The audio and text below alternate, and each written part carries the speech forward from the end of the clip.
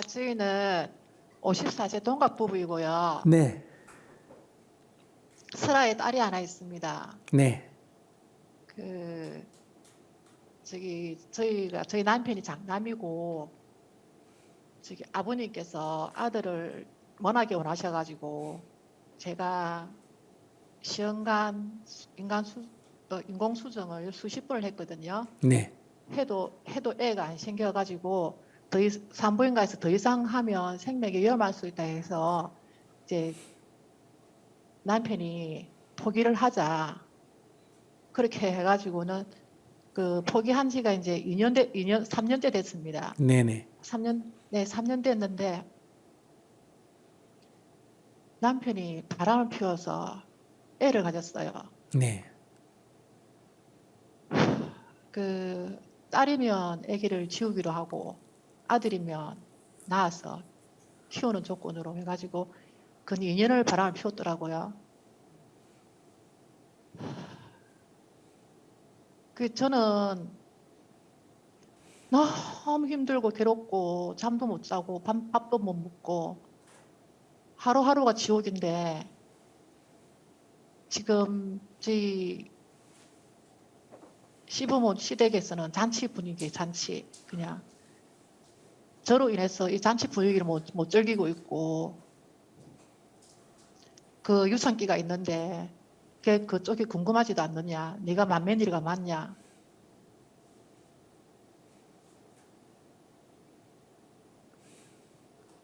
지금 그쪽에서는 애를 넣으면 이제 첩으로 살겠다고 이렇게 이야기를 하거든요.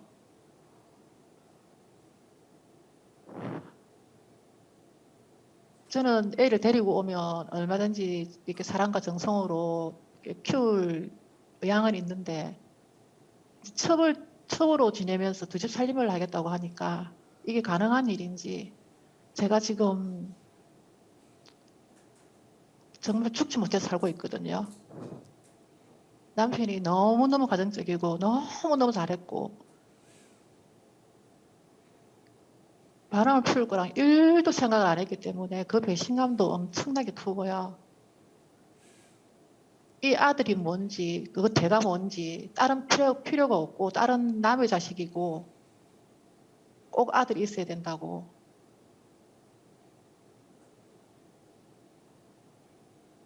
지금 이렇게 하는데 저희 시어머니는 그 애가 잘 크고 있는지 저 때문에 눈치가 보여서 연락도 못하고 있다고 그러고 시아버지는 블랙박스 확인해봐라. 블랙박스 끄고 다녀라. 전화기 조심해라. 이런 식으로 하고 지금 고통 속에 있는 저는 아무도 걱정을 안 해주는 거예요.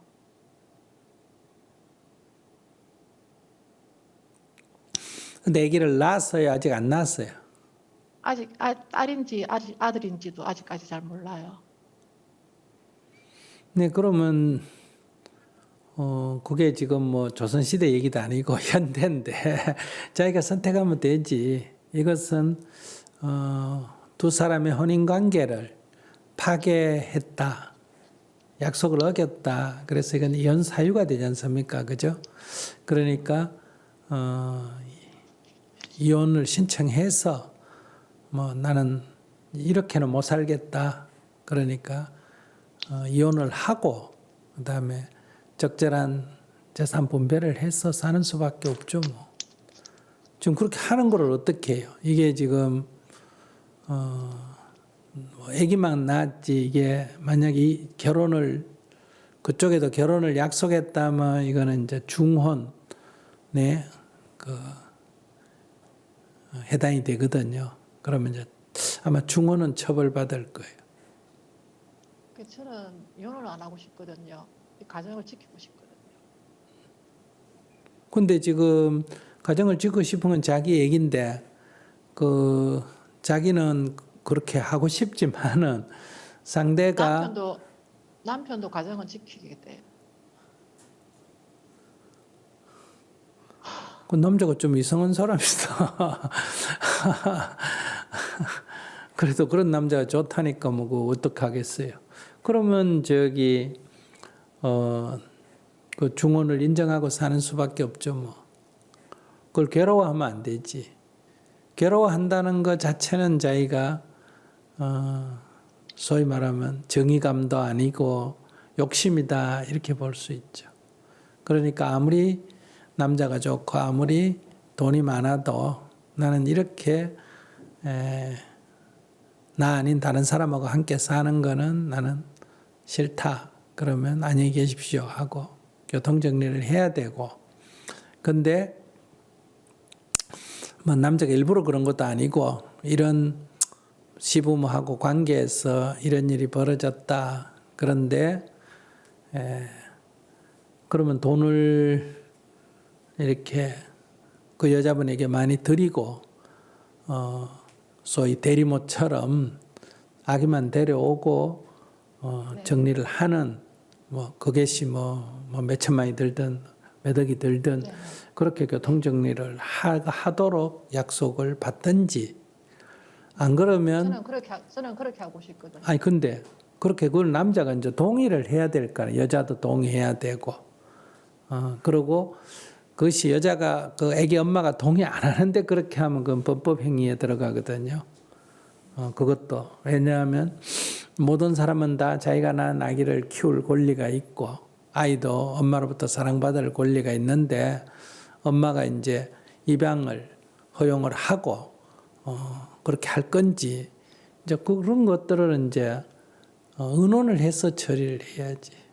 안 그러면 이제 지금 말한 대로 그게 안 되면 두 집 살림을 사는 거를 그러니까 이 중혼은 안 되니까 법적으로 그렇게 두 집 살림을 사는 거를 자기가 눈 감고 생활을 하든지, 그걸 괴로워한다는 건 자기가 바보 같은 짓이다 이렇게 보여져요.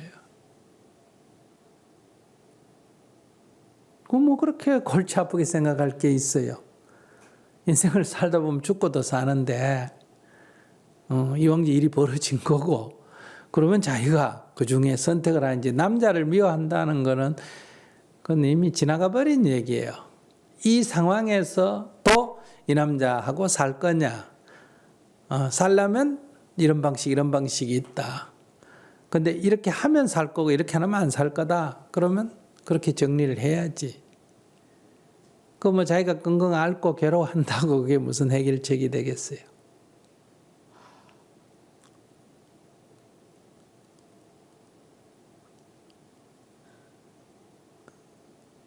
자기는 지금 그게 큰 문제 같지만은 세월이 흘러서 나중에 죽을 때가 돼서 돌아보면 아무 일도 아니에요. 별일 아니에요.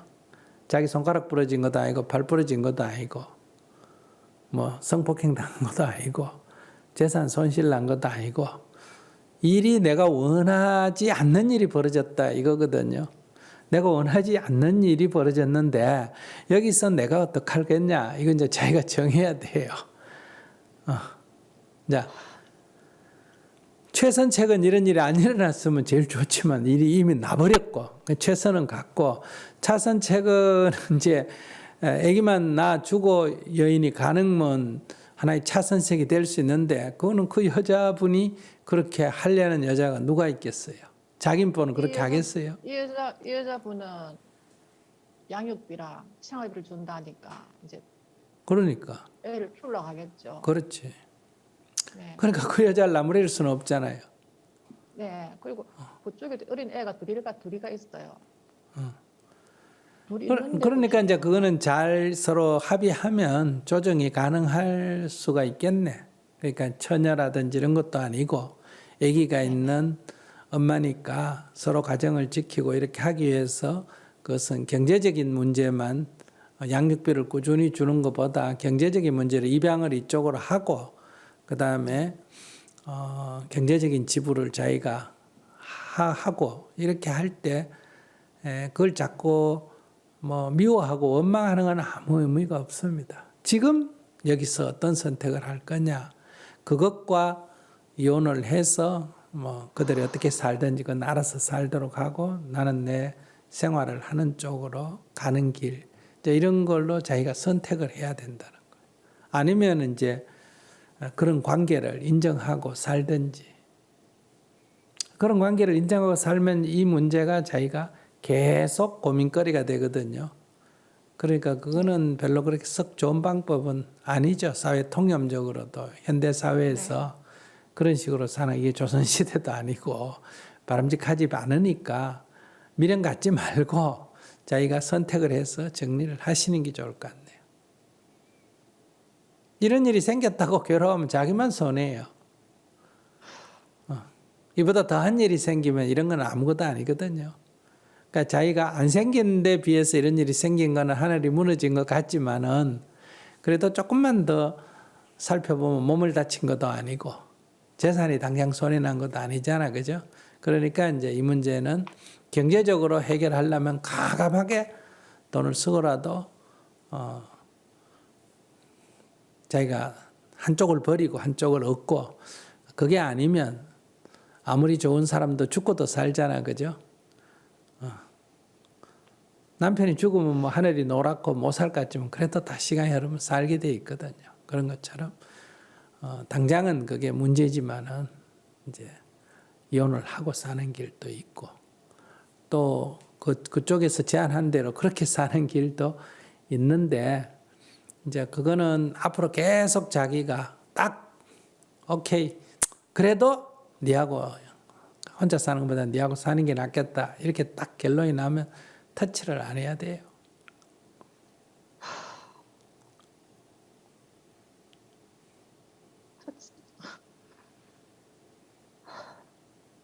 한숨 쉰다고 뭐가 해결이 되겠어요? 자기는 어떤 해결책을 원하는데요? 지금은 남편이 제가 잘못될까 봐서 일찍 마치고 와서 옆에 있어 쓰고 하는데 뭐 밖에서는 뭐 그쪽하고 연락도 하고 하겠죠. 걱정되니까. 남편도 이 가정을 깨고 싶지 않다고 그러고 와이프 자리를 지켜달라 그러고 이제 그쪽은 애 엄마로서 지키겠다는 거죠.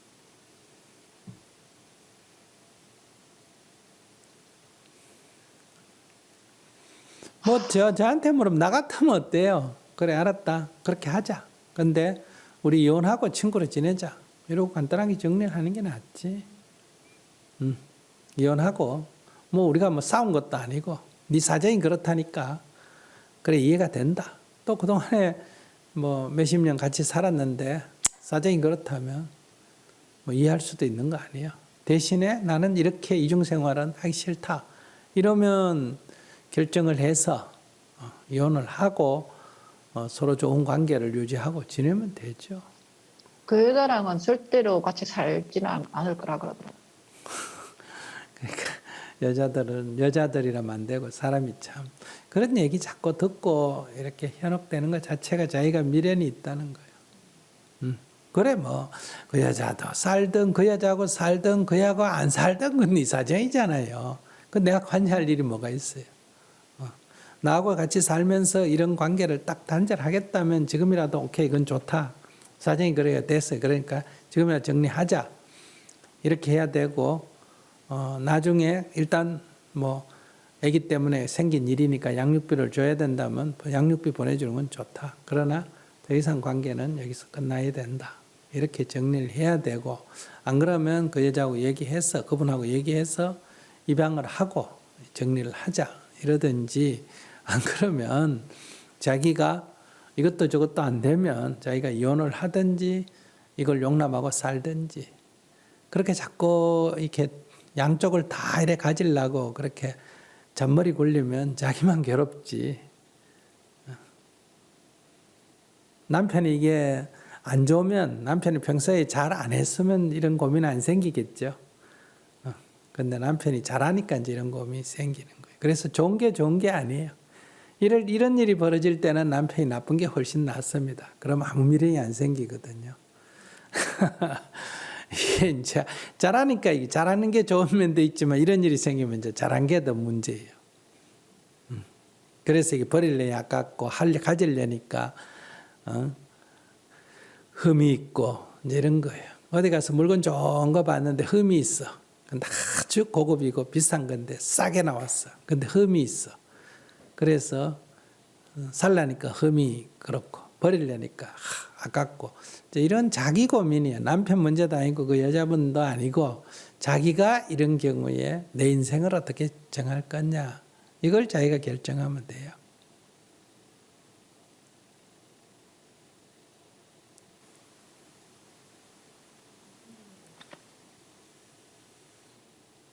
네, 자기가 그 지금 결정을 못하고 우유부단한 거예요.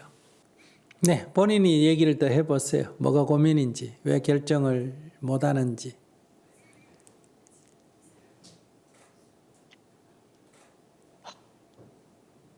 제가 부부 관계가 너무 이상적이었고 너무도 좋았고 지금도 믿어지지가 않을 믿어지지가 않고요. 이 가정을 버린다는 그 자체가 제가 지금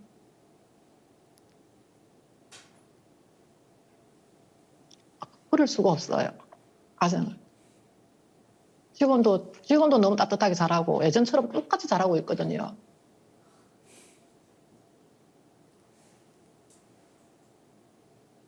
그런데 왜 고민이에요?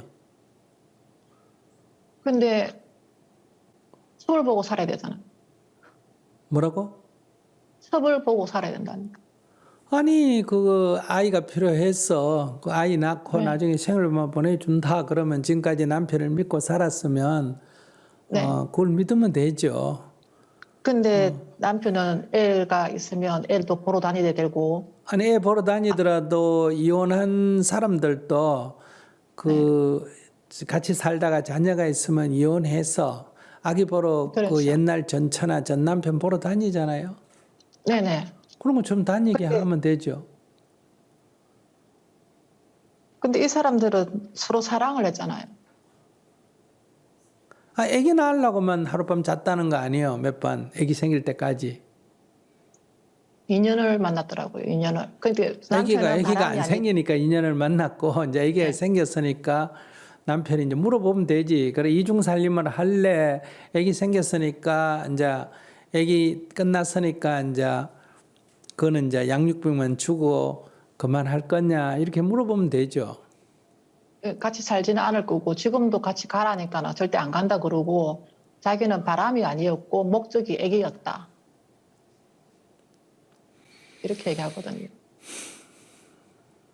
네, 그건 뭐 자기가 좋아하는 남편이니까 뭐 그럴 수도 있지만 현대의 그러니까 옛날 같으면 그게 충분히 이해가 되는데 지금 같은 현대 사회에서 그런 논리로 얘기하는 것은 보편적인 합당함은 없습니다. 한마디로 궤변이지.